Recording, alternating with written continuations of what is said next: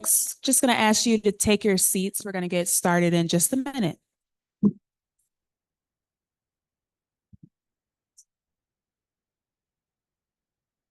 Do we Oh, yes. Yeah, there's a bad one. Yes. Okay. Oh, okay. Good.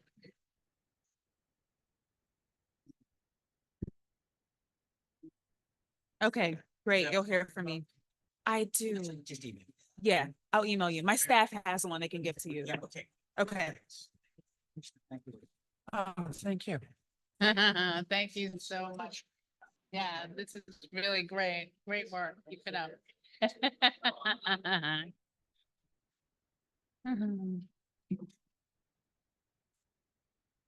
Okay, we're going to go ahead and get started.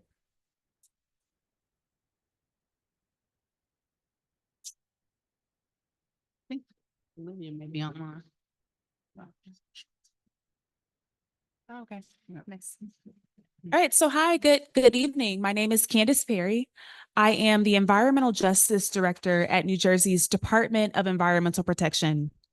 I want to thank all of you for coming out tonight, for being in person, and for all of you who are watching and listening in online. So thank you for being here. So I am delighted to be sitting here with Commissioner Sean LaTourette, the Commissioner of the New Jersey DEP, and also Regional Administrator Lisa Garcia, Regional Administrator for US EPA Region 2. So we are gathered here to speak with all of you about environmental justice here in Cape May County. Unfortunately, there are some communities, because of their race, their income, and how well they speak English, that experience more environmental pollution than others. Benefits like green space and trees that cool and clean the air, soak up stormwater runoff, and provide relief from the effects of heat. We know that environmental justice issues come in many forms, and they span across every region of our state, including in dense and urban places, but also in suburban and rural communities like here in Woodbine.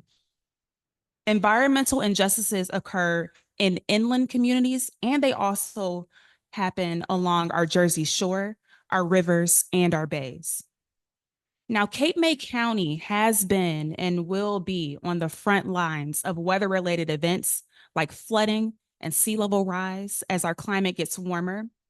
And the most vulnerable residents in Cape May County will be hit hard. And that's not all.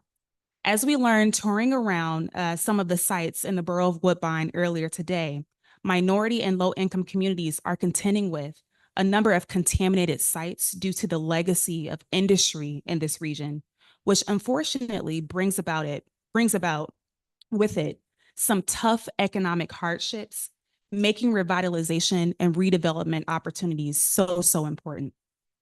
And so for all these reasons, this is why it is so important for government to hear directly from those of you who are most impacted so that we can be informed of your lived experiences and use that feedback to color the work that we do every day within government. And so our goal for this environmental justice tour has been to meet with all overburdened residents in every corner of our state. And so Cape May County is the 14th county that we visited. And we're very appreciative of the very warm welcome that we've received here in Woodbine. So with that, I want to give a special thanks to Mayor Pikulicki and to your entire team for touring us around earlier today and for hosting us here at the community center.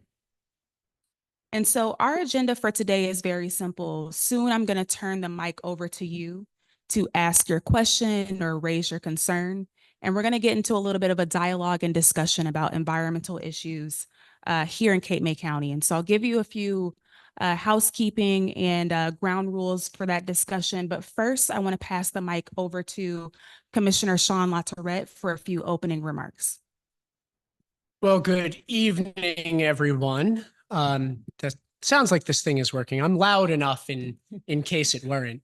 I want to again echo Candace's thanks to my friend Mayor Pick, who so warmly welcomed us today and hosted us, and who has been a partner in so much of the work that we've been doing on environmental public health and issues across the state, including during his tenure as the president of the New Jersey League of Municipalities. Y'all are lucky, and I'm always really envious and also grateful that I envious of mayors and grateful that I am not one, because I think it's probably one of the hardest jobs in government. And on behalf of my boss, Governor Murphy, and the team of environmental professionals at our EP, 3,400 environmental professionals who have made the cause of protecting our environment and public health the cause of their lives. We're really grateful to be here. And we do a lot of work at the DEP. We touch a lot of different issues, whether it is coastal development issues up and down our Atlantic coasts or in our riverine communities, whether it is the work to ensure that there is safe, reliably clean water flowing to every home in and business in our state, whether it is cleaning up contaminated property, or whether it is investing in environmental infrastructure. Our DEP is one of the largest investors in environmental infrastructure in not just the state, but the region. We ensure and carry the flood protection control program for our state, our engineered beach and dune system up and down our coast, our water infrastructure, both our drinking water and our wastewater. And we help to ensure that facilities that are providing environmental services are doing so within the boundaries of rules that are meant to protect our health and our communities. And we're here to talk to you about all of those issues today, in addition to issues like access to nature. Right? We run our state parks system. We have folks from the New Jersey Forest Service here with us who run our programs, including for urban and community forestry, to help folks build a greater connection to nature and take care of the resources that we have here in our state that we're lucky to have. But we want to hear from you all about your experience of your environment. What are the issues that you see every day, whether it is issues related to flooding or experiences with nuisance issues like odors from facilities, and what do you think we might be able to do to help you? And I can't promise we'll have an answer to every single question sitting here before you today, but our promise is that we'll get you one. And government being what it is, maybe the issues you face are not that are not directly overseen by the state environmental agency, but maybe by our federal friends at the US EPA. And so we're really grateful that throughout this tour, Regional Administrator Garcia has joined us and is here today. So I'll turn it over to you, my friend. Great. Thank you so much, Commissioner. It is really great to be here, and thank you, Candace. Also, it's EPA is really happy that we can join New Jersey DEP on these listening sessions. It's just really important for us to get out, to hear from communities, be in the field, touring like we did today. EPA also, under the Biden-Harris administration, has a priority around environmental justice, getting out to communities, as I mentioned, also tackling climate change. And one of the things that we're really trying to do is to make sure that we are listening to communities, listening to municipalities, local governments, and understanding what the issues are. So one, like the commissioner was saying, we can tackle and reduce pollution from legacy sites. And then also, what are the benefits then that we can bring to the table? What kind of resources can we bring to communities? What type of grant funding can we bring to communities? Upgrade water infrastructure, again, to make sure we're advancing environmental justice and tackling climate change. So, how can we get to clean air, clean water, clean lands, clean soil? And it's just really wonderful to be able to tour Woodbine with the mayor. Thank you, Mayor Pick, for inviting us, and of course, everyone who joined us on the tour and explained to us some of the great work about how do we reduce some of the pollution and problems with legacy sites like the landfills that we saw and some of the contaminated sites, and then bring about the new and exciting technology. So we were talking about maybe bringing a solar array over to one of the old landfills. So it was just really great to see kind of this work in action right here in Woodbine. And now we're here to really listen, as the commissioner said, to all of you about some of those things. So one, I just want to make sure folks know EPA staff is here. Hello, EPA, to help out, answer any questions. Actually, we have Terry Wesley, who's the new director of our environmental justice and community outreach team. And Olivia Glenn could not join us in person. She's actually from South Jersey, but she's the chief of staff and is online. And then just so folks know, we also have the Thriving Communities Technical Assistance Group with WEAC. And that is really where folks can go and ask about some of the technical assistance and funding that EPA has. So I just wanted to make sure you knew who was here in the room. So thank you again. We are here to listen, excited to be here in Woodbine and Cape May County and just listen in. So thank you so much. I'll turn it back over to Candace. Yes. Oh, and okay, so, and if one of the things is language access, as Candace said. So, in that vein, voy a hablar en español ahora. Si necesitas interpretación, si quieres oír y hablar en español, tenemos a los intérpretes aquí. Y para la audiencia, gente que está en el Zoom, también se puede hacer la pregunta y lo traducimos aquí en el salón, ¿no? Que hay un canal para oír en español si estás en el Zoom. Okay, vale. Thank you. Gracias. Okay, so a few housekeeping notes for you all, just super simple. I'm going to ask that if you can form a line behind the mic, which is to my right, your left. If you're physically unable to stand and approach the mic, just raise your hand and we can bring the mic to you. And we'll just take folks one by one in person.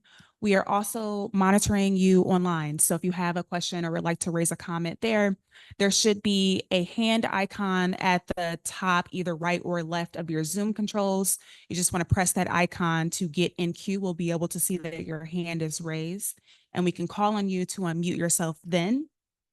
If you are dialing in by phone, you can dial *9. *9 will be the signal to let us know that you have a question or comment. Okay. And so we'll just take the first person. And while we wait to see who would like to be the first speaker, and that's always the hardest, right? Like who wants to who wants to get us going? I was wondering if our great mayor might wish to make a few remarks at the beginning, Mayor Pick. If there's anything you'd like to say, you are more than welcome.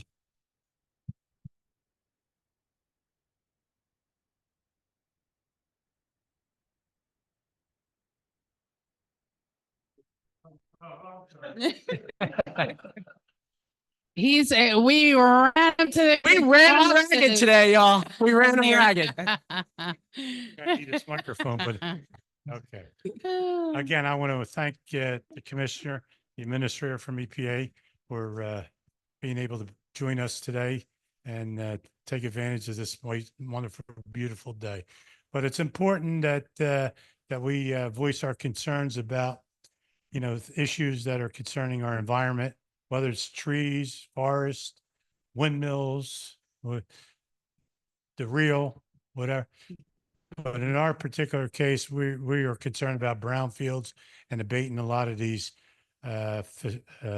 properties that are contaminated, which pose a big threat to us. So I just want to thank the commissioner and the EPA. We recently just received some funding, which is going to abate 4 of our environmental sites, and it's going to take us a long ways in doing that. And we're happy to be able to to host this here. And I hope everyone has a good discussion, and let's get started. Let's go Rumble. right? No issue Sounds too, good. no issue too big or small. And as we wait for folks to come to the mic, I'll just say that I'm grateful for the EPA and Administrator Garcia who've brought today $1 million to the Borough of Woodbine to help advance some of the brownfields remediation matters here in the borough. So we'll make sure that we provide all the assistance we can on the state side to make sure that's put to really good use. Please Thank you, man. go for it. And if you would just state your name, let us know where you're from. Mic on? Yeah, yeah. Well, at least that's getting it off on the right foot. Good start. Anyway, my name is Frank Cunningham, and I live in Ocean City, New Jersey. In fact, Commissioner, excuse me, Mr. Barr here was my commissioner for quite a few years, and I had the opportunity to correspond with him on a number of issues. But now, the reason I came here was because I saw that the commissioner was here. And I have an issue with DEP. I represent, I'm one of a group of concerned citizens in Ocean City, New Jersey. And I thought I was going to be speaking before a large crowd. So I had a speech prepared. So I'll cut it down. But let me just say, we all can agree that the wetlands are vital to our environment.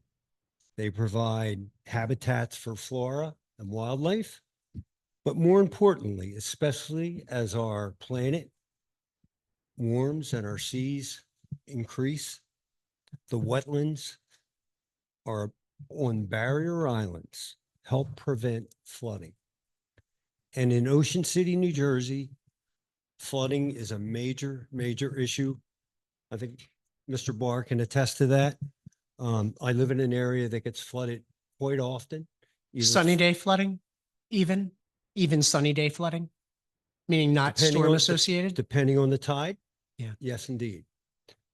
So my concern with DEP is that Watershed and Land Management is about to approve applications to build homes in the wetlands. And all that will do is exacerbate the flooding. And we're concerned, the city is concerned, and I would like someone other than Watershed and Land Management to look into this. Sure. So Frank, thank you for raising that. I share your concern for the inundation of wetlands, particularly on barrier islands. Barrier islands, after all, are a barrier to something, storms. And so we have to make sure that we are respecting the wetlands that we have left as both a coastal matter and an inland matter. Excuse me. And wetlands not only absorb water runoff, right? They also do this magical job of treating our drinking water for free. So I'm happy to look at whatever matter you're referencing. I don't know about it off the top of my head, but that's not unusual. DEP Sure. does thousands and thousands of permits in the course of any year, and I wouldn't know of all of them. But if there is an address, or if you even have a DEP file number, you left it with our team over here at the table to my left, I will make sure that you get a follow-up and then someone looks at it. Typically, it would be against the law to build something in a wetland. But there are certain types of permits that could be available to facilitate development that isn't going to really impair the environment. But you couldn't wholesale destroy a wetland. That would be that would be against the law. So happy to look at that. So there, the proposed building is for 2 single-family residences. I suspect that if they're approved by DEP, then there will be a torrent of building that will occur on the wetlands. Huh. So I think DEP has the finger in the dike, and they need to prevent the dike from breaking. I appreciate that. That is our job. So I have project numbers. I can give them to your staff. Please. Yeah. Yeah, please leave them right over here. Christine is raising her hand. Thank you so much. Leave them with her and we'll look at it and you will get a response from us. And who would respond to me? Well, someone from my office likely, or Candace's office. Okay, fine. Well, I appreciate that very much. You're welcome. Thank you. Thank you. So we're going to take a commenter or questioner from online. Caitlin Quirk, I see you have your hand up. Go ahead and feel free to unmute yourself. Hi, can you hear me? Hi, can you guys hear me? We can, yes. Great. Thank you for your time and thank you for this opportunity to, ask questions and also get some things on your guys' radar that you might not be aware of. One thing, so I'm from Mormora, New Jersey, and I also own property in Ocean City and own a couple businesses there as well. And something that I experienced was an inability to install solar panels on my building. There is a map that I had received from Atlantic City Electric when I was looking at installing panels on my building. And I'm not sure if people are aware, but there's a lot of areas in our counties that are unable to even get solar panel just because of outdated equipment. And I was, I went through all the channels to try and figure out, how can I, either request this technology or the equipment to be updated. Specifically, the transformer is what needed to be updated. But I was super disappointed because I spoke with some of the resources that I had within the Ocean City community to get to someone in Atlantic City Electric to help me, I had the permits, I had the drawings, I had the funds, I had the equipment all lined up, but was unable to ultimately put that equipment on my building because of outdated equipment.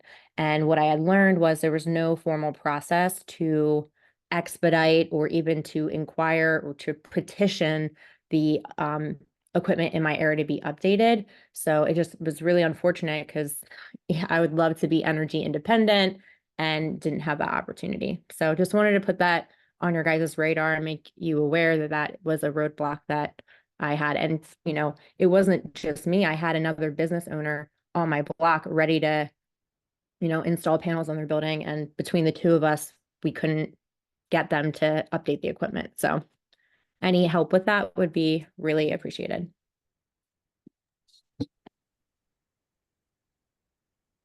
Thank you for sharing that, Caitlin.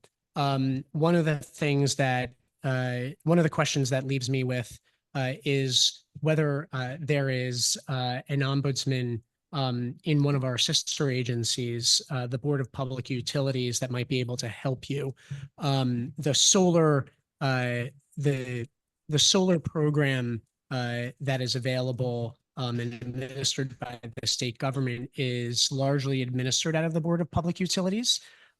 So one of the things that we can help to do is get you in touch with the right representatives there that might be able to help bring you and ACE together to understand what the possibilities are from the utility side. Because in what you're saying, what I'm left with is an understanding that there is some limitations on the side of the public utility, in this case ACE, and whether there might be some ability of our BPU to be helpful to you and them in this instance. So if you're able to leave some contact information, whether it's in the chat on Zoom, if you're comfortable, and if not, you don't want to leave that on Zoom in a public forum, you could also email your contact information to environmentaljustice@dep.nj.gov,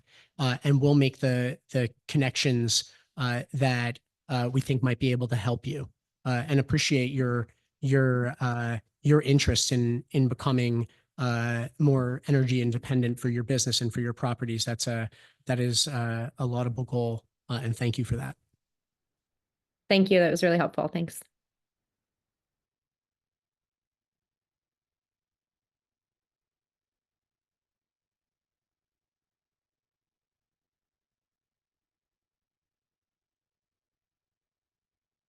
Read a letter that I tried to upload on the DEP website because the open comments, the period is still open for comments on NJ Pact Rail. I was unable to do that. So I came here because I knew Commissioner Lazaret was here to see if I could read this. And would you please listen to the words that I'm I will saying? always listen. Thank you. So the Caymay County Chamber, it's on my phone, so it's has been actively engaged in reviewing and providing comments on the state's proposed coastal rules for several years. We have submitted detailed written comments to the NJDEP, and we hosted a well-attended seminar last fall with Vince Mazzi, Senator Testa, and Senator Palestina.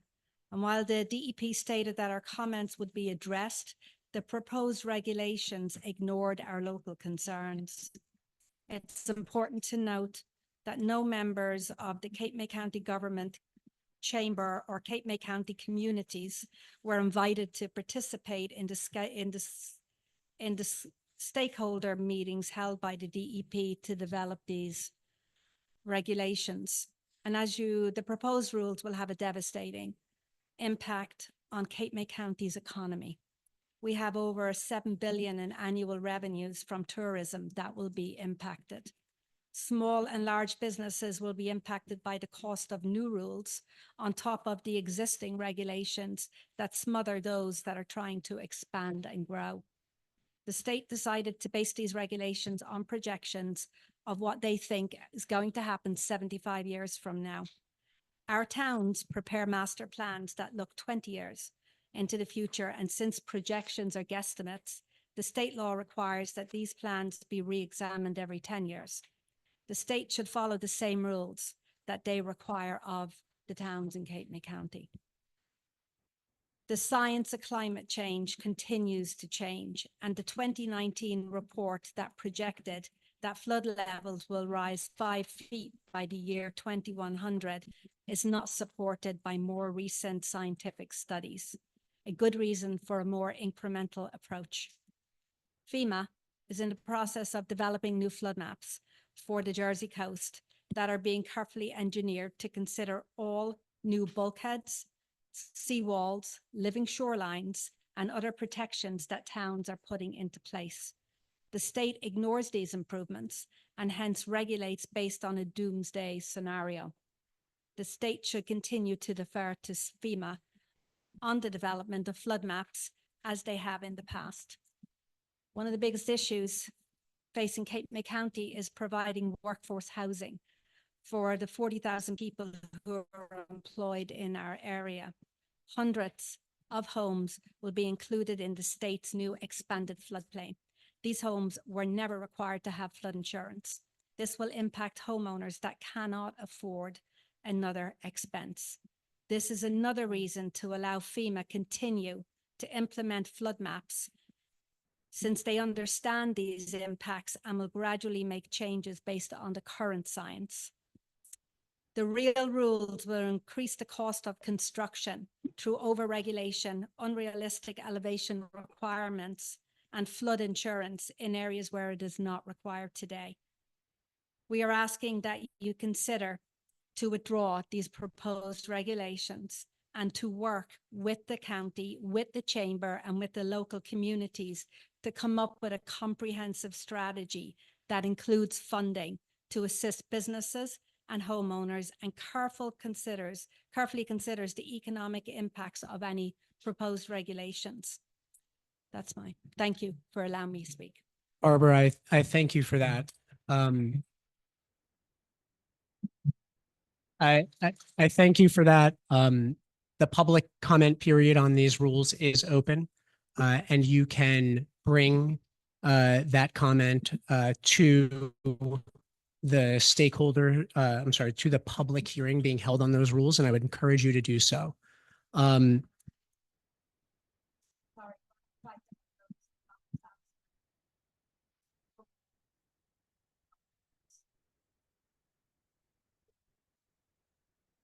Okay, we'll check on that. There is also an email address that you could send those to. So we'll make sure that we look for what that is and give that to you directly. Maybe that's an IT glitch. The public comment period is open on this until November. And the lawyers will probably yell at me for what I'm about to say, because this is not a public hearing on the Resilient Environments and Landscapes rule. And I am supposed to reserve discussion to those public hearings. So I'll offer this sort of brief sort of update and point of information for those here today that are concerned about this. And I'll be direct about it because that's who I am. And I'll be honest because that's always who I am. There is ongoing a significant campaign of misinformation about what this rulemaking does and doesn't do. So I want to clarify that for this audience and hope that you will share some accurate information that we have put out on our website, and I'll share that link with you as well.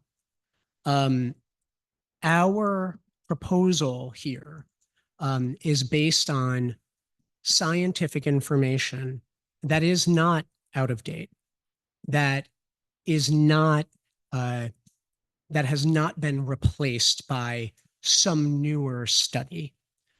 There is misinformation ongoing about the risk of sea level rise and its impacts upon our coastline. The DEP, in coordination with Rutgers University and leading scientists around the world, have studied the impacts of sea level rise specific to us here in New Jersey, because our risks of sea level rise are unique as compared to other places on the globe. Our risk of sea level rise is, in fact, 2 times greater than the global average. And there's a bunch of reasons for that, and they're all specified in the New Jersey specific climate science report released in 2020, and that's updated biannually.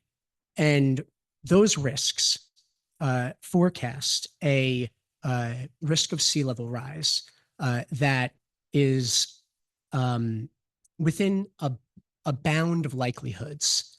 And that likelihood that we are suggesting that folks be guided by is a 17% chance that sea level rise is greater than 2 feet by the year 2050, and a 17% chance that it's greater than 5 by 2100. We didn't make up the reality. Climate change is here. It's real. It's now. And we need to better protect our communities from the risks of climate change. I heard the gentleman speaking just before that he's concerned that the wetlands are drowning, and they are. We lose an acre of wetlands a day on our Delaware Bayshore right now, right? These things are happening to us. The DEP didn't create them. New Jerseyans didn't create them. This is the fact we're dealing with. And so what this rule making would do would be to integrate sea level rise into our existing identifications of floodplains. FEMA maps don't do that. FEMA maps are inherently backward looking. Today, your FEMA maps are based on precipitation forecasts between the years 1899 and 1999. We don't even use current data in identifying flood boundaries. That data is 25 years old, right? And it certainly doesn't look forward. And we know now, as a function of our changing climate, that the past is no longer a predictor of the current, let alone the future. And so, and we know this based on our incidence of flood risk in the state of New Jersey. New Jersey is second only to Texas in the number and value of post-flood claims made to FEMA. And 30+% of claims made to FEMA from New Jersey after Hurricane Ida in 2021, over 30% of them occurred outside what is identified as the FEMA 100-year floodplain. Because we know, FEMA knows and will willingly acknowledge that the FEMA maps don't accurately convey the risk of flooding. FEMA maps do one thing. They serve an insurance rating, a flood insurance rating function. They're a way for FEMA to judge the value to be charged for flood insurance. They're not a predictor of where it will flood and won't. And so in order to best protect our communities, we under the Flood Hazard Area Control Act must use the best available scientific information. Now, importantly, when you include sea level rise in a flood area, in defining a flood area, it does not require anyone to buy flood insurance. There is only one entity that can require any homeowner to buy flood insurance, and that's their mortgage company. The state government cannot do that, will not do that. It's not our function. It will not drive up the cost of flood insurance. In fact, it's quite the opposite, right? That accurately characterizing risks reduces the cost of flood insurance. And you know, what I'm saying here is not my opinion. It is a reflection of studied professionals that have examined these things. Now, that's not to say that one community may have a different approach to building its resilience than another. And we don't seek to supplant any community's ability to set their own agenda and choose their own fate.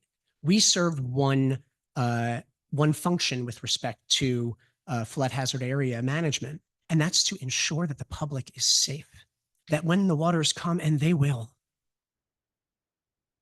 that people can get out, can find safety, right?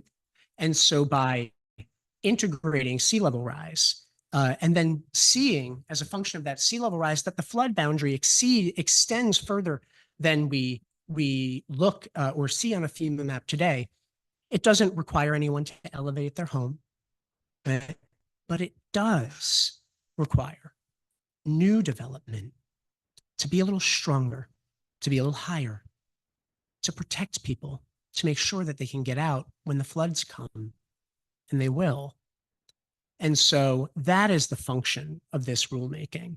And it's heartbreaking to me that there are some out there stirring misinformation.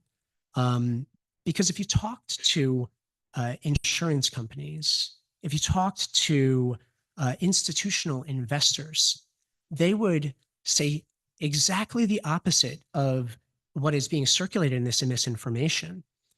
They tell you that ensuring that flood standards are suited to the times and look forward, that is a benefit to business, that it is a benefit to the ability to obtain insurance, because insurance companies receive the signal that New Jersey is a safe bet, that we're going to build stronger, and that what they insure will stand the test of time in a changing climate.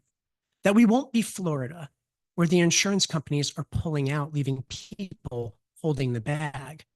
That we do what government always should, to stand up for the people and do what they expect government already does, but doesn't always, is to look forward, right? And to anticipate the problems that are coming, and to help ensure that we have guardrails around them. We'll not avoid them all. But no one's going to be forced to buy insurance unless their mortgage company said that they should. And mortgage companies look at the FEMA 100-year map now. My personal advice would be, if you're buying a home, if you're insuring a business, don't just look there, right? Protect yourself a little more by buying flood insurance, even if you're not in that FEMA 100-year flood. You want to know why? Because it's dirt cheap when you're outside that 100-year line. And FEMA is going to take a long, long time to get it right. They need to do national study when we can help improve our circumstances here in New Jersey for our people. But I'd invite anyone who has a comment on this to make sure that they're registering it in the New Jersey Real rule proposal public hearing, because we'll make sure it gets a response in that setting. And I direct you there just because we can't turn this session into a public hearing on a rulemaking. But there is one coming up and soon. And it is on this Thursday, September 19th at 10 a.m. And there is a virtual link on our website, dep.nj.gov/njreal/hearings. So please attend. Oh, yes. Absolutely. We'll look into it to make sure. Yeah, we'll look into it to make sure there's no tech Absolutely. issues.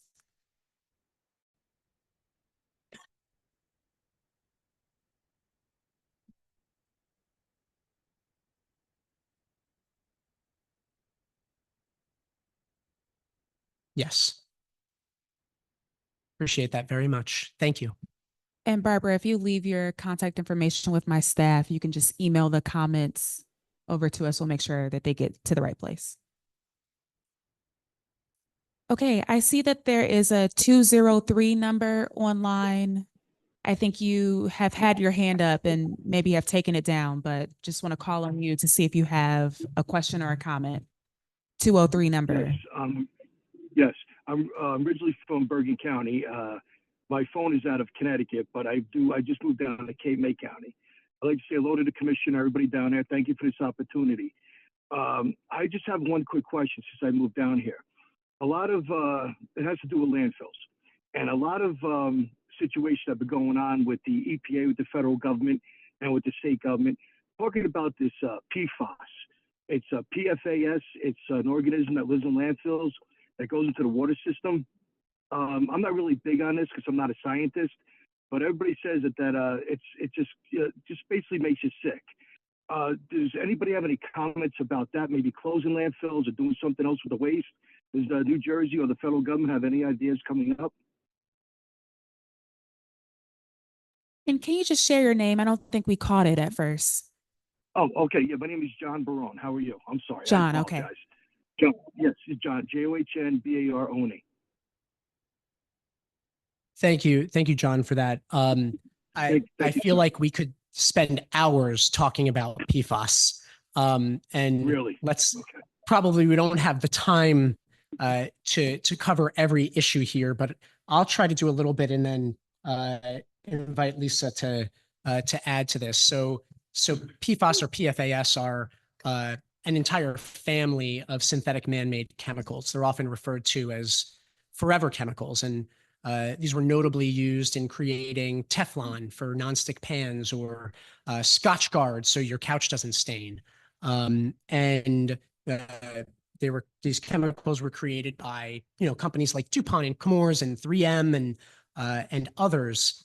And turns out years later we find out that these chemicals are dangerous to people, and that they circulate widely in the environment, whether it's because they were discharged from a manufacturing plant like we've seen here in New Jersey, in Gloucester County and in Salem County in particular. There have been manufacturing sites that have discharged a lot of PFAS into our environment. And this chemical has made it all into our water systems. And so there are many water systems in New Jersey that have identified PFAS contaminants and are working to get those contaminants out of our water. And now these are what I would call chronic exposure concerns. meaning being exposed to this in your drinking water over long periods of time is bad for your health. And what we're working to do here in New Jersey, number one, is setting standards that would then require water companies to get this stuff out of your water so that you're not exposed to it. And then also pursuing the polluters who are responsible for putting this stuff into our environment in the first place. And in the meantime, we're working with our colleagues in the federal government, with Lisa and her team, to provide funding to local governments and water systems to help them cover the costs of getting these chemicals out of water supplies. Today, there are around 100 water systems in New Jersey that have exceeded a state standard for a PFAS chemical. And many of the majority of whom are working toward the technological changes to get this stuff out. But there is also concern that PFAS can leach out of landfills because this contaminant is also present in many consumer products, even the type of wrappers that might be around a hamburger, for example. And so as materials decompose in landfills, there have been some where we've found PFAS leaching from those landfills. And that is another source that we must better investigate and ensure that we are reducing the contaminant load coming out of landfills, and making sure that in the area of a landfill that has a PFAS issue, if one's identified, there's no drinking water sources that are being impacted nearby, because what will happen is this stuff will discharge from the bottom of the landfill down into the water table, could find its way into a stream or a surface water body that is then used for drinking water or into a drinking water well. So there's a lot of work to be done in this space. New Jersey has been at the tip of the spear, if you will, in really getting ahead of PFAS concerns. Our Division of Science and Research has done national and international, has had a point of international leadership on establishing the science and the standards to get this stuff out of our environment. And we're lucky that Lisa and her colleagues are helping us out. And if there's some things you want to say about that. Thank you. So I'll just quickly add, as the commissioner said, New Jersey has been a leader and came out with one of the first regulations for PFAS in water. So it is a problem, as the commissioner said. We're calling it forever chemical. And so EPA has set out over the past few years to really investigate and study, figure out what kind of regulations we should be issuing. So we did issue them for water, for soil, because they're in soil, as the commissioner mentioned, and even air. So we're looking at those kind of pathways of exposure. And then funding technology and ways to get PFAS out. So we had, under the bipartisan infrastructure law in 2021, $15 billion for emerging contaminants, which is, PFAS is a part of it, and distributing funding across the country to municipalities, especially on what to do with wastewater treatment plants, what type of technology to get PFAS out. So that work continues. But as the commissioner said, it is a real problem. And just even the assessments and testing and sampling of water and soil is unfortunately giving us a picture that it is kind of ubiquitous and all over. And we really need to tackle it and continue to fund the technology to get it out. And John, to further advance your interest in the topic, I'd suggest you take a look at dep.nj.gov/PFAS, PFAS. Okay. There's a lot of information on that site about what we're seeing, where we're seeing it, resources that are available to help communities confront this challenge. And if you have further questions, happy to follow up with you if you want to drop your name in a chat or shoot us an email. Thank you, sir. Thank you, Matt. Thank you very much. Thank you. Thank you. Thanks. We'll take the next person in the room. Please.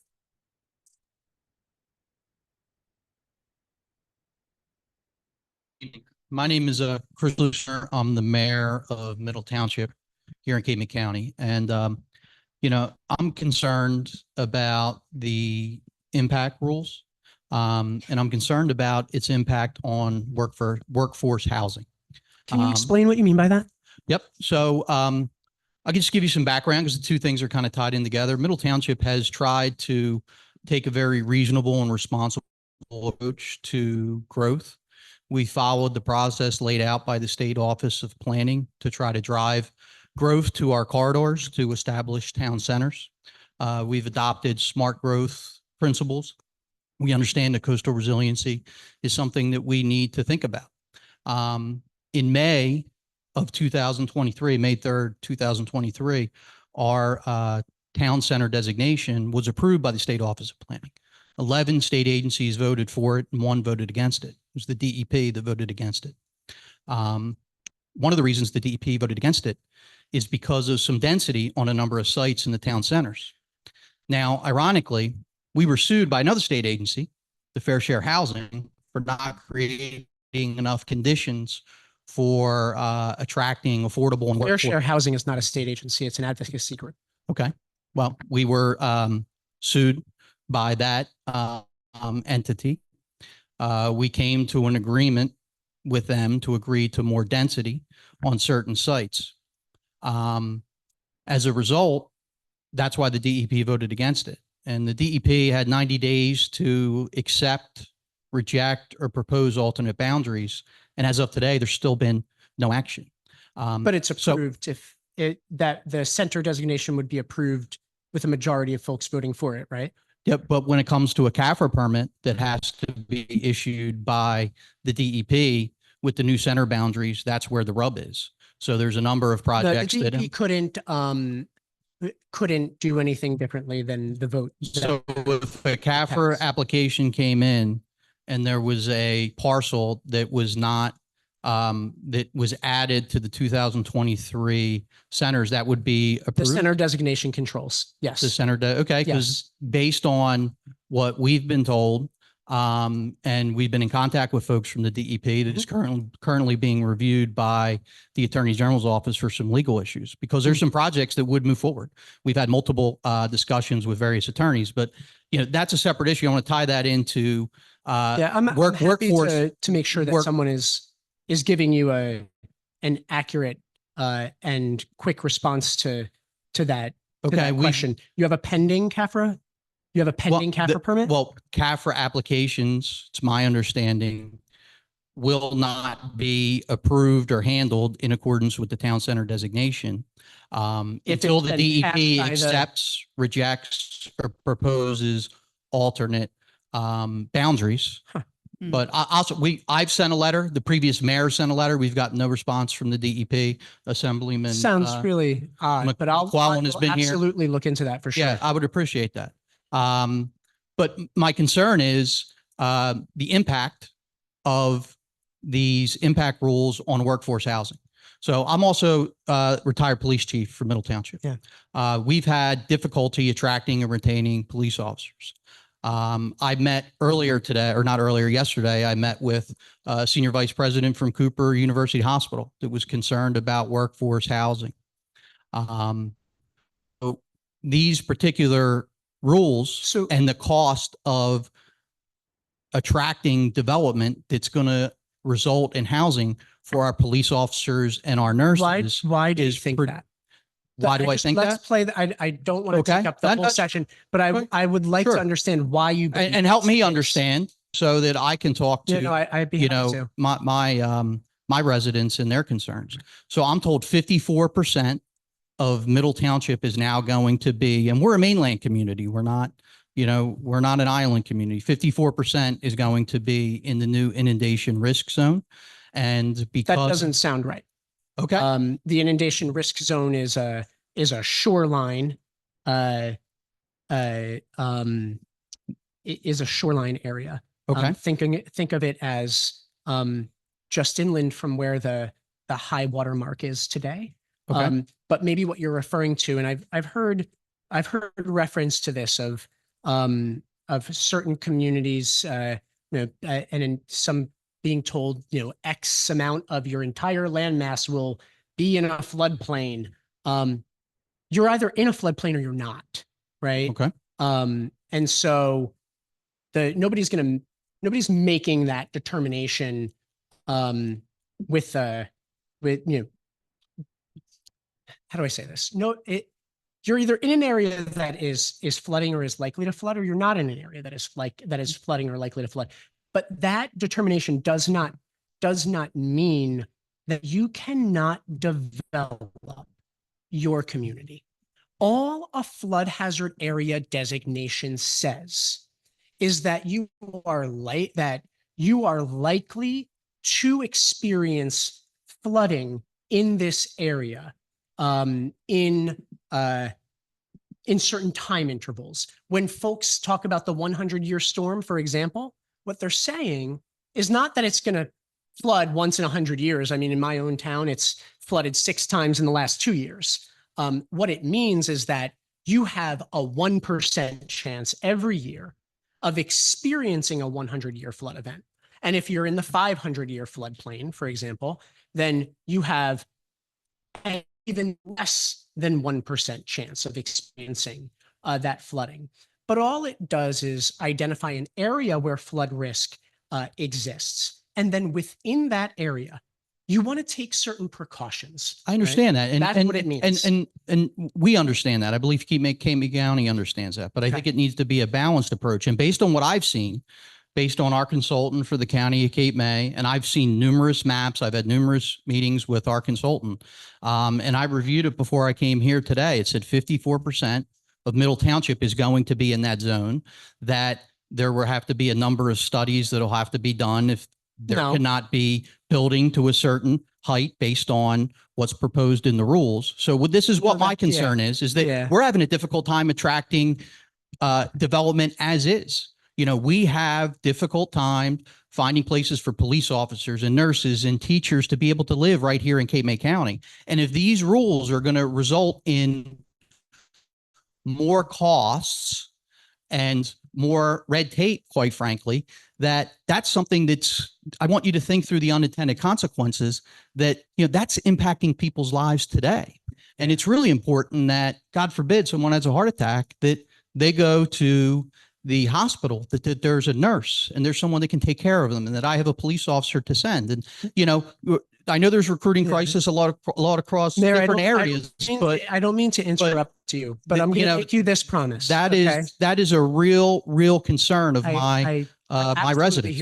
I absolutely hear that. And I don't know if you were here before when I explained a bit about this. I was just listening to your. And unfortunately, there has been a lot of hubbub created around this that is inaccurate. And I believe I understand where the source of that inaccuracy is. And quite frankly, folks who are circulating misinformation should be ashamed of themselves. But I promise to you that I will gladly sit down with you and every mayor in Cape May County. That would be outstanding. Explain. If you could bring your expert and then our consultant, that would be wonderful. I'm an expert myself. Okay. And so I would be happy to sit down with you and every mayor in the county. I wish it would have happened before these rules were proposed. So we've been working on this for 4 years, and there's been invitation after invitation after invitation. But sometimes if the radio isn't on, you don't necessarily hear the song. So maybe it wasn't, we didn't. But I'm not even close to my letter. I can send you the letters that we have sent asking. The assemblyman is here. How many times I've said, can you get an answer for me on this? And I can't even get a response. I will make sure. Yeah, I mean, that is frustrating. I will make sure that you get a response on your CAFRA question, because I think that's where you said. Well, it's the town center designation. Yeah. I mean, and I have multiple letters from attorneys, and we're waiting for the DEP. There was a meeting with Nick Barragon on that. I just want to be clear that is separate than this. I was told they're connected, because I was told there was a port. And again, that's why if we can have this meeting, it would be great that a town center designation, that if there's an environmentally sensitive site or something, that you can go in and take that out of our town centers. Well, if that's true, climate adjust, so look, Yeah, I'm trying to understand the best I can to make sure that my residents are taken care of, right? That's what I'm trying to do. But Yeah. if you will have that meeting with us Absolutely. and our will. consultant, Peter Lomax, that would be So- very much appreciated. Mayor, I'll tell you that it may not sound like it or feel like it in this moment, Yep. but I think you and I are after the same thing. Okay. I want to I make hope so. sure that you can expand the development and economic opportunities and housing opportunities in your town. I am deeply committed to that. I am a former real estate lawyer and development counselor. Okay. There's no part of me that wants to say folks should not, all the things folks shouldn't do and all the places they shouldn't build, but rather that we be clear-eyed about what we experience today, how that is very legitimately projected to worsen, and that we build in a smarter way. And all that means is a little higher. And I'll tell you the fact that you're probably not hearing, Okay. which is that study after study has shown that every dollar that we invest in ensuring that we build smarter, build a little higher, right? Avoid $6 when your town has to recover from a flood loss. But more importantly, by building things a bit higher, we are putting out washed out of those housing, that workforce housing. Yep. Just by building things. We'll talk. Going back, but the additional fact is that the cost of an elevation, once you're going vertical, adding a few feet so that the water goes underneath you and not through your home, through your memories, through your livelihood, is insignificant to total cost when you're already building, right? And because stronger resilience regulations have a positive effect on insurance rates, the cost of elevating is recouped within 4 to 6 years through lower insurance rates, right? This is what I fear folks may not hear when scare tactics are at work, is the thoughtfulness with which this has been approached. And I'm glad again to sit down with you and all the mayors and explain that. Look, I hope you will, because the parcels that you'll see, Cape May County with these inundation risk to Cape May. So that's scary to me. It makes me think, what is Cape May County going to look like if you're right in 2100, and then the decisions that are made now, what does that mean for the folks that live here in the interim? Because, and again, maybe that's why I would love to have our expert, and I understand you're an expert, to sit down and look at these maps that have been compared about Cape May County. Because I look at it and I say, you know what, there's never going to be another affordable housing unit built, and that has consequences today. So And I we're hope I'm moving wrong, but I look along. forward to meeting Thank with you. you. You have team, if my I can get a promise that I will response do that. to our request or the assemblyman's request, we would We'll appreciate that. absolutely make sure you Thank get you. that. Thank you. Thank you. We'll take the next person. So my name is Bobby Barr. I'm the Cape May County Commissioner, and I know you said you don't want to get into a back and forth about NJ Pact and real and all that, and I respect that, and I appreciate you coming down here. and I only listening to meant right everybody. now, Commissioner, It's but happy to do a meeting on it with you. it's important that we do this, but I want to come at this from a little bit of a different perspective. I am the disabled New Jersey. It is difficult for folk and elderly New Jerseyans.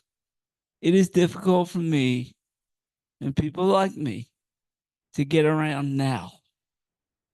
Okay? If you put some of these proposed regulations in place, how am I going to get around? How am I going to get into businesses? How is the person with a walker going to get into places? How are the forgotten going to get into places? How are the voice of the voiceless going to get around? Some of these people, it's a victory just to get to the grocery store. Some days. For me, some days, it's that way. And I'm blessed. I'm blessed. Many people in this county, many people in this state are not as blessed as me. And their voices need to be heard too. And that is why we need to really, all the towns that are in this county oppose this, because right now, this is what we have been told. And we have not been given a seat at the table today to discuss these things. And I appreciate now that you say you're going to do that. And that's great. But if that's the case, I would just ask one simple question. And that is this. If this is oh so wonderful and oh so great, and maybe it is, I hope it's great. At this point, I'm not even questioning it. But why have our elected officials, one of whom happens to be standing in the back of the room from the state assembly and senate, not been given the ability to vote on this and hold hearings and discuss this? It feels like to me, and I hope to God I'm wrong, that this is being just trying to push through. And people that this is really going to affect are not being given a seat at the table. We as elected representatives are not being given a seat at the table. And that means our people are not being given a seat at the table. They put us here. We put Antoine up in Trenton to represent us. He understands what we call the real South Jersey. And I hope that you will be. I'm going to tell you right now, people are scared. People are, and you need to understand and appreciate that. So I thank you for the time. I hope that you follow through on some of the commitments you made, because people deserve it.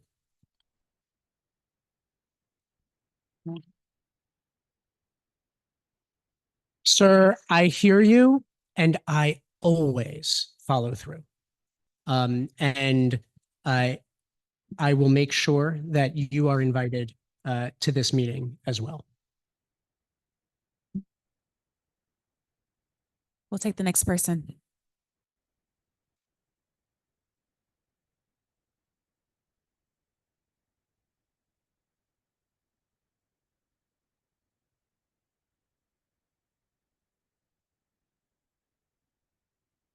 Good evening.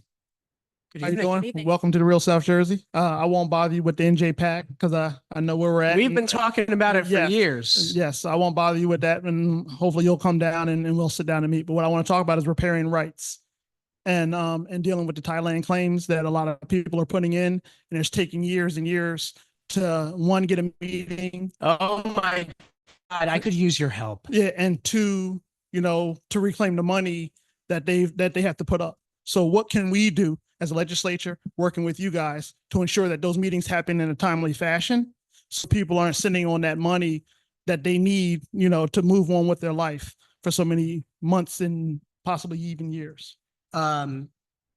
So I just want to make sure that I understand what your specific question is with respect to Tideland's claims being paid out to individuals? No, Thailand people put in a Thailand's claim because they're the state, I would say, and I'm not sure if that's the case, but I know they have to go through the DEP and meet with the commission to see if they can that money that they put up to get that back. And it's hundreds of thousands of dollars sometimes that these people are sitting on, that the state is sitting on, as they have to go through the trials and tribulations of trying to figure out where the Thailands are. And those maps are like hundreds of years old, and houses are there now. No, I and see what you mean. And they go through all those properties and things of that nature. Yeah. So before the DEP, if you can imagine a time when we weren't here, and maybe some people would like that. There was, and still is, a commission called the Tidelands Resource Council. And the Tidelands Resource Council is separate from the DEP. And the Tidelands Resource Council is in charge of delineating where riparian areas, so areas, land that is flowed by tidal waters, or that was once upon a time flowed by tidal waters, even if it's not today, where those rights, where those lands exist. And if someone wants to build in a tideland area, often we see this like in the case of like a dock or something like that, where someone wants to extend a dock or build a dock on their waterfront property, and then they need approval to do so because the tidelands, the land underneath the water, it's owned by the public, owned by everyone. Everyone has a right to access the tidal waters of the state. And so there's a Tidelands Resource Council that the members are appointed by the governor, confirmed by the legislature. And in order to have the meetings where these applications are reviewed, they need a quorum. And sometimes when there aren't appointments or folks that said maybe 20 years ago, I really want to be on that Tidelands Resource Council, and never show up anymore, they can't have a quorum and they can't do their business. And so a lot of folks have gotten trapped in that. And I'd be happy to work with you on a resolution with you and your partners in the legislature. Okay, sounds good. Great. Thank you. Appreciate it. We'll welcome you back to the real South Jersey to have that discussion. All right. Could you tell me what the fake South Jersey is, though? I'm serious. I'm not asking for a friend. I'm honestly asking. Isn't that the TV one or something? No, some people think South Jersey starts in Trenton and they forget about Cape May County, they forget about Atlantic County, they forget about Cumberland. Oh, not me. So, Well, I know. I hear you. Or some Okay. people think LBI is South Jersey. No, So- no, that's the coast. That's a shore. Exactly. No, no, no. They There's think that's South Jersey and there's the shore. Let's be honest. It's north, south, central, shore. But we're all in Right? South Jersey around here. So, we just kind of, Cape May County is all South Jersey. So that's why we're the Of real course it South is. Jersey. Yes. And can Of you course state it your is. name for Yeah, Antoine McClellan. Okay. Thanks. Thanks, Antoine.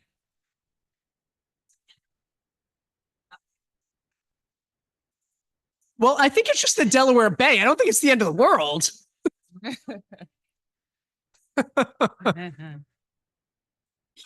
Oh, That's funny. We'll take the next person. Mhm. Hi, my name's Michael Butler. I live in Lower Township. Regarding the Rutgers study, is it true that less than a 17% chance the tidal flooding will rise 5 feet in 75 years? Is that accurate? Did I so read the that- chart right? So there's a chart to depict try to depict or say verbally what you're referring to. There's a chart of likely outcomes for sea level rise. Right. And they're keyed to two things: the amount of emissions into the atmosphere, and the presumption we make is that we're on a moderate emissions scenario, effectively that we meet the Paris Accords, if folks know what that means, that will maintain global warming to 1.5 degrees Celsius. And actually turns out that we're not doing so well. Global climate emissions reduction has pretty much been a failure. We're working toward it, right? But getting the global consensus necessary really keeps us on a painful trajectory. So we assume this moderate emissions scenario, not the worst case. No way. Okay. So that would be the high, what you see in that chart, Right. the That- high that- level that of chart- emissions That chart indicates a 17% chance of that- exceeding. of that happening. Yeah, a 17% chance of exceeding that amount, right? But a 95%, the same chart says a 95% chance of that tidal flooding being 1.5 feet. Of We're not, we're, 95%, you might be reading it backwards. So 95% I might- chance of exceeding 1.3, and then an 83% chance of exceeding 2.2 feet, right? But 17% chance of exceeding 5 feet, right? Mm-hmm. 95% chance of exceeding 1.5 feet. And if So you what wanted we're to, planning- and if you wanted to pick the middle, a 50% chance of exceeding 3 feet, right? But this plan, this proposal is addressing that 17% chance. It of is. 5 feet. So I don't yes, that's, understand the logic of that. so Why here's the aren't we logic. Why aren't we Here- going after here- 95%? No, I chance of a totally foot- hear of a that. foot? I totally hear that. And I'll give you a rough explanation of the logic and happy to talk more about this after we wrap. Some of the logic is this. I live in 100-year-old house, right? We are building things today that we expect to be there, right? The homes we build today, right? We expect they will be there in 50 years, in 75 years, in 100 years, right? And so if we are to say that we should utilize a projection of a 50% chance that it's worse than 3 feet, it's sort of like we're flipping a coin in how safe we're making our development, right? We're flipping a coin. It's 50% 50% chance it could be worse. And so if the chance is 17% chance that it could be worse, you're achieving a greater degree of protection. Now, some might say that we should guarantee ourselves that it would be safe. In which case there's a less than 5% chance it'll be worse than 7 feet, right? Now, and this is all based on a moderate emissions scenario, which we're not poised to meet. And so the worst of the worst, and somebody said, oh, you picked the worst case possible. No, the worst case possible is 9 feet by 2100. That would be the most conservative thing to do. And that seems like maybe a bit too much. My concern is not that we are overdoing it in saying, build it a little higher, get your air conditioning system and your hot water heater a little higher so you don't lose it when the storm surge comes, right? Not don't build it, right? Of course not, right? But that you build it a little higher so that it's safer. And actually, all along the shore after Superstorm Sandy, most redevelopments meet this, right? Because they knew it would be safer to build it higher, but not don't do it, Yeah. right? I have one other question, Sure. and that is the misinformation. Earlier you said that there's a source or there's a place that is emanating this misinformation. Can you identify that source so we can avoid listening to that source? Yeah, I'm happy to talk about that offline. Mhm.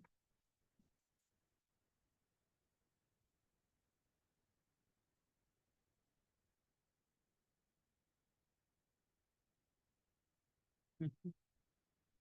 Hey, everybody. Hi, Miss Lisa, Sean, Candace. My name is Christian. I'm actually from Newark, but I'm doing a little canvassing in this area. And before I was canvassing, I saw that that there was money that was given to Woodbine to talk about some cleanups. And I was wondering if you can touch a little bit about what those cleanups will look like. I saw there was an old school that looks like a park now, so I wanted to know would that park not be available for community members, and will there be a replacement, or maybe talk a little bit more about what the cleanups might look like? Thank you. Yeah, we were here because we announced $1 million in brownfields funding to help with some of that cleanup, but I'll turn it over to the town. Do you want to grab the microphone? Yeah. And people online can hear you as well. And your name and where you're from. Yeah, thank you. Mhm. Can you hear me? Yeah. Yes. Mhm. Great. I'm Tom, Taylor Wiseman and Taylor. We work for the borough as the special projects engineer. So the borough had won the $1 million EPA grant, and that gives us an opportunity to do remediation work. When we have these old brownfield sites, the funding is the limiting factor. Some sources will provide funding to do the investigative work, just figure out what's there. And then other grants like this one gives us the opportunity to clean it up. So there's 4 priority sites within the borough. The Hat Company site, which you've seen right next to the water tower there. That was an old factory that burnt down in the 70s, was abandoned for a long time until the borough, till the monies became available to start studying it. And what we did was received the initial rounds of funding from New Jersey DEP to evaluate the risk those sites have to the public. That's the absolute first thing that's done. So we discover what's there, take some samples, figure out what the risk is. And then the hard part comes where we have to get more money to do more stuff. So the old school site was an old high school and elementary school that was built in like 1900s, and it was demolished in the 80s, and it was an empty site. The only problem that site has is an underground tank that was used for the school that's buried pretty deep, and that tank leaked, but it leaked a very, very, very long time. So the petroleum compounds associated with that release all attenuated. So it all just went away because the nature, the bacteria and other things that occur naturally will eat it. Okay. So the only thing remaining is some of the lead and some of the PAHs from that old tank. And you'd have to dig a hole like 5 feet to even get to it. So all of these sites have been evaluated for risk to the community. So the Hat Company site is a problematic site because it's an old factory that caught on fire. So we're in the process of still trying to clean up what was there. For example, we found 7 underground storage tanks that were there for over 100 years, and one still had stuff in it. So that's the challenges we run into when we're doing this type of work, because everybody who worked there is dead. We don't have any records. And it's just a matter of being an investigator and trying your best to figure out what's there so you can clean it up. So the EPA funding is paramount for the borough to take some of these old sites and finally complete them. And what we would do is go through the New Jersey DEP site remediation program. So if you have a release like these old brownfield sites would represent, then there's a regulatory program you go through, and you do the administrative and the technical work. And at the end, you get what they call response action outcome. So it's everybody looked at it, everybody agreed that it's okay. So this round of funding is going to help us do that. So that old school site too is also being funded to do a community planning. So what do we want to use that site for? Do we want to keep it the way it is? Do we want to make it better? So that's the other thing that the EPA grant brings, is that the community can make a decision about it. And that's what we're planning on doing. Did I answer your question? Great. Thank you so much, Tom. Thanks, Tom. Thank you. Thanks. So we are approaching the end of our session. So I want to do a last call for those online. If you have a question or comment, we haven't gone to folks online and a few commenters. So we'll take someone next if you want to raise your hand, and we'll do a last call for those of you in the room too. Well, people are thinking, oh, okay. You can yeah. feel free to go to the microphone. Yeah. Just a quick question. Thank you for coming. You had said that you would provide an email address for public comments. Yes. Could you give that to me now? And so that way anybody that wants to follow up would have it. Yeah, So for public comments,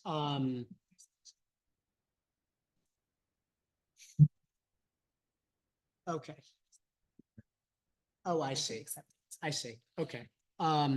So the public comment that I was referring to is a public comment on the pending rulemaking. Correct. And so where I'm going to direct you is to this website. Okay. And I'm going to tell you to look there again tomorrow. So we'll make sure that the comment form, to the extent there was an IT glitch, is updated. And so that is dep.nj.gov/real. So you don't have just the email address that I can take now? I want to make sure that your comment goes into this specific comment box. There's also an email address on that website. But it's always best to make sure that you're putting in your comment through the website, because then it gets we're sure that it gets in the record. Okay. And but you just get because of the you get a glitches, I receipt. just wanted the backup of the email. And itself. you'll be able to grab an email address And on that that'll be on there website too, too. if you'd prefer. And you can always, if you're concerned that for something that's not going through, you can send it, you can mail it as well, right? You can put something directly in the mail, and then there's an address for that on the website also. But then at least you get a receipt, and the email doesn't it's in there. necessarily offer And that. there are responses that will be, Yes, so sent the back- way that okay. it works is So everything- every single comment that is made gets a written response. It's not immediate, right? It's after the comment period closes. okay. Because then all of the comments are reviewed Right. and every single comment gets a written It's put in response. there. Okay. I just hearing that, responses are taking over a year for other emails. I just want to make sure that it gets in on I think time. that's a very specific issue before the State Planning Commission Okay. that we're trying to make sure that So that's the mayor different. gets a response Just like on. the state is the state. Okay. All right. Thank you. You got it.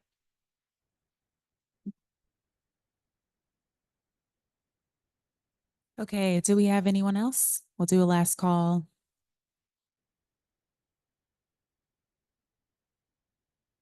Just All right. intentionally allowing some space. Okay. Well, I want to thank everyone for coming tonight. We really appreciate you taking the time to sit here and engage and discuss with us.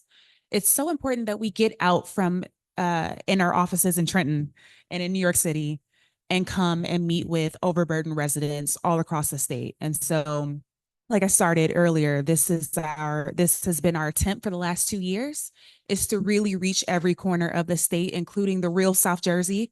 We are not forgetting about you all down here in Cape May County. And so let this not be the first time that we are having these discussions and engaging. Let it just be the first time that we are building these or establishing these relationships, but not the last time that we are engaging and utilizing these relationships. So please see my staff afterwards if you want to leave your contact information. If you didn't get a chance to sign in, it's really important that you do so we know who to follow up with. And if you have any concerns related to environmental justice, I just want to repeat our email address. It's environmentaljustice@dep.nj.gov. You can email us and we'll get back to you. So I'm going to pass it over to Sean and Lisa to do some closing remarks. Well, thank you all for hosting us. And thank you for the tough questions.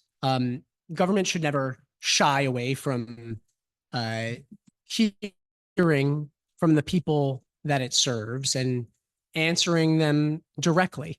And so I appreciate everyone who has joined us here today to share some of their concerns, but don't let this be the only place that you share them, right? Because our door is always, always, always open. So don't hesitate to reach out to us. Candace and her team here from the Office of Environmental Justice, get their cards, know who they are, reach out to them when you have a question. To our elected officials, our legislative representatives, all know, and if they don't, should know, Brianna DeVoe, our Director of Legislative Affairs, who will ensure you get responses to whatever questions it is that you have, or our Director of Local Government Assistance, Keona Miller, will make sure you too get responses to your questions, always, because government owes you an answer all the time. Now, it may not be swift. It shouldn't be a year, but it is our job to do the best that we can for you and for the environment that we all share. I'll turn it to Lisa. Great. Thank you so much. Thank you, Commissioner. Thank you, Candace, and all of New Jersey DEP for always inviting us and making sure that we are also paying attention to all of the issues that communities are sensing and the concerns. And I'm glad people, like the commissioner said, were honest and open and willing to talk about it so openly. I will say from the federal government side, we support efforts like this, trying to tackle the issue of sea level rise, of flooding. And I will say that FEMA, on the one hand, while they're not upgrading the maps, they are constantly in emergency response mode because we are dealing with so many more storms and events. And so it's really interesting to think about the conversations here and then look at what's going on in the federal budgeting process. Even at EPA, we're getting more money for on-scene coordinators, emergency response, because of the increase and more flooding more storms that we're seeing, and then the flooding that's happening. And so it's just really great that you'll have this conversation and be able to talk about all the concerns and also what is happening on a day-to-day basis. Because I know in the federal government, we see it so much more, and we're trying to respond to it. So it's great that, as the commissioner mentioned, you'll have that meeting. I did just want to add one little bit of information that that I found really interesting when I was on the sea level rise task force in New York State. We were tasked to figure out what the sea level rise issues will be and coastal erosion, similar things in New York State. And this was about 10 years ago. And the one entity that had all of the information were the insurance companies. And so I don't know if there's anyone here from an insurance company, but please understand that they are putting a lot of money around technology and understanding where the destruction will be. And so while they're not vocal and at these meetings and they're not usually at the table, ask them if they'll share their information. And I think that should be a part of this learning and information journey going on, because it was really interesting to us to then lean on the insurance companies and figure out where the 1 foot flood, the 2 feet flood, the 3 foot, they had up to 5 feet already. And like I said, this was 10 years ago. And the Hamptons were basically wiped out. But they're still building in the Hamptons, just smarter. No one's saying in the Hamptons we're going to go away. They're just building smarter. So anyway, I just want to make sure that folks understand it takes all of us to bring all the information, all the concerns and resources to bear for us to really tackle this issue of sea level rise, because we love the Jersey Shore and I guess the real South Jersey. I came down here in my summer. So anyway, I'm one of the tourists that everyone talked about. My family enjoyed it for 10 days. So I'll just say that I also, even though I don't live here, want to continue to enjoy the real South Jersey. So anyway, thank you so much for having us here. Thank you all very much for Thank your you, thank time you. and for your attention. Thank you.